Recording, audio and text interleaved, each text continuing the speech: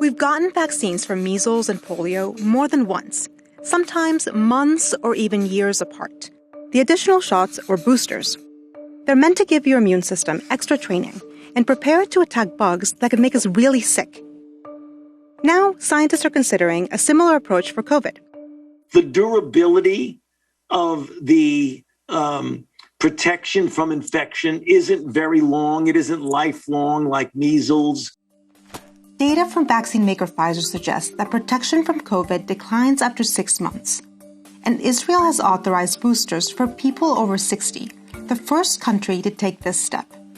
To understand what the future of boosters may look like here in the U.S., I asked experts whether COVID boosters were actually in our future. And if so, where would we get them? And would we have to pay for them?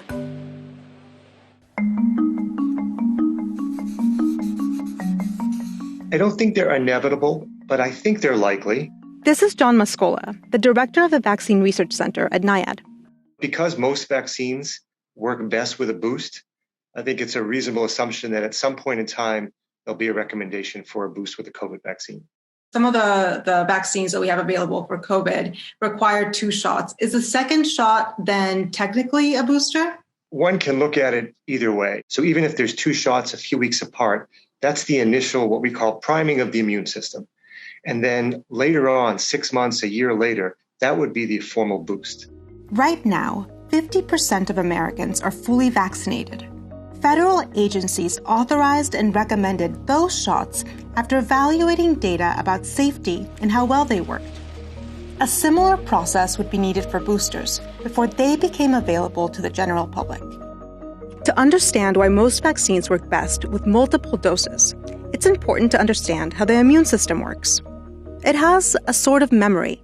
Memory is not all that different than the memory that you might think of as in your brain.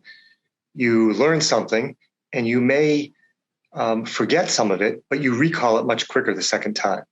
So the immune system is similar. If the body is exposed to that same organism or pathogen or protein in the future, the recall response and the immunity and the protection will happen much more quickly.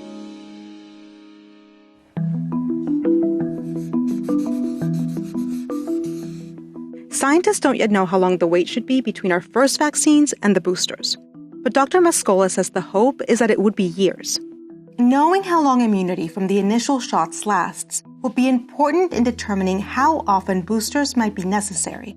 Because once immunity wanes below a certain level, people could be susceptible to COVID again. So how much data do we need about the immune response after we get vaccinated to ascertain whether we would need a booster? We don't know what that threshold is yet. So as we watch the progression of the vaccine protection over 6 months or a year or longer, we'll begin to learn what threshold is required. They do that by keeping tabs on how antibody levels change with time. Recent data suggests that 6 months after getting the 2-dose Moderna vaccine, people still had high antibody levels, and those antibodies could bind viral proteins in lab tests. And the other piece of data is purely clinical data, which says the vaccines that are 90% effective over the first 6 months, are they still 90% effective over the next 6 months or the next 6 months? So we're putting those 2 pieces of data together. Recent data from Pfizer suggests that while protection from COVID diminishes over time, it also remains high after 6 months. As more data comes in, researchers are also starting to test whether boosters nudge the immune system into making more antibodies.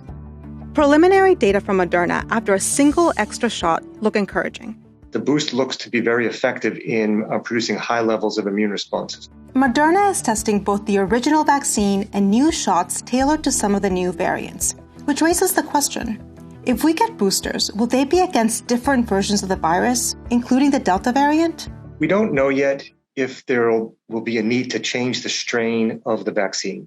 That will depend on how well the antibodies they make can attack new variants. And what about the kind of vaccine? Some people got Pfizer, others Moderna or J&J. Are you locked into a particular brand? If there's a recommendation for a boost, it may not be that the exact same vaccine is readily available to everybody.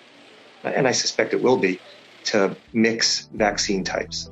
That could make rolling out boosters easier, which is important because some experts think fewer people could wind up getting the extra shots. Not everybody gets their flu shot. It'll be like any other vaccines. You get it at your doctor's office or your local pharmacy.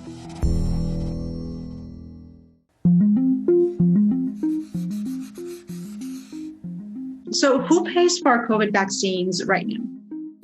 Right now, the government pays for our COVID-19 vaccines in the United States. This is Jen Cates, the Director of Global Health and HIV Policy at the Kaiser Family Foundation. She's been tracking costs and access related to the vaccine. The administration has gone on record saying that they believe they can cover this through 2021. Not clear beyond that. And if, for example, if we need a booster in 2022, it's not clear that the federal government has the money right now to pay for that. That could leave some of the most vulnerable in a lurch.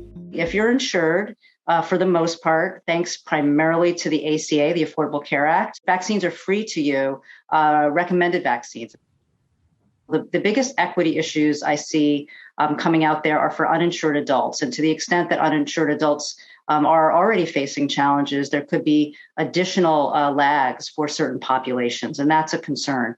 But even for those who have insurance, we know that insurance alone does not provide access. While booster research is underway, much of the world is still struggling to get their shots.